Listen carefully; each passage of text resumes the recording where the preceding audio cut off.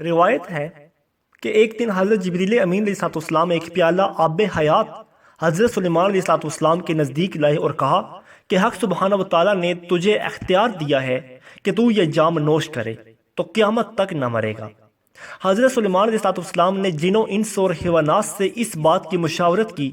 تو سب نے یک زبان ہو کر کہا کہ مبارک ہے، پیجئے اور حیات ابدی حاصل کیجئے۔ تب حضرت سلیمان علیہ السلام نے اندیشہ کیا کہ کوئی اس مشاورت سے خالی تو نہیں رہا، ایک خار پشت باقی رہ گیا، سو خیال میں گزرا تو آپ نے اس کو بھی بلانے کے واسطے گھوڑے کو بھیج دیا اور وہ اس کے ساتھ نہ آیا۔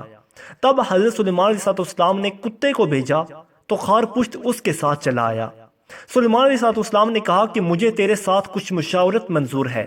لیکن یہ تو بتا کہ گھوڑے سے زیادہ کون سا جانور شریف ہے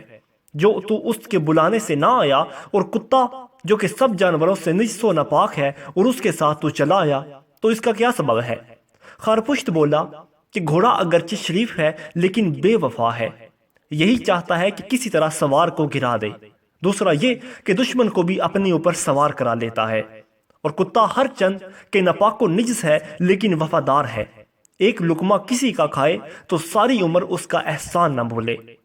تب سلیمان علیہ السلام نے کہا کہ جام آب حیات میرے پاس بھیجا گیا ہے اور اس کے پینے یا نہ پینے کا مجھے مختار کیا ہے، سب نے مجھے اس کے پینے کی رائے دی ہے، بلا تیری اس میں کیا صلاح کہ پیوں یا رد کر دوں؟ پوچھا یہ کہ آب حیات صرف آپ ہی کے لیے آیا ہے یا سب عیال و اطفال و عزیز بھی اسے پئیں گے؟ فرمایا کہ مجھے اکیلے کو ہی پینے کا حکم ہے۔ خارپشت بولا تو اس کا پینا مناسب نہیں، کیونکہ ہر ایک عزیز تمہارے روبرو جب مرے گا تو اس کے غم و ماتم پر یہ جان شریں تمہیں تلخ ہوگی۔ عزیز دوست، جب کوئی نہ رہا تو زندگانی خیف ہے، اور یہ بات حضرت سلیمان علیہ السلام کو پسند آئی اور آپ نے اس آب حیات کو پینے سے انکار کر دیا۔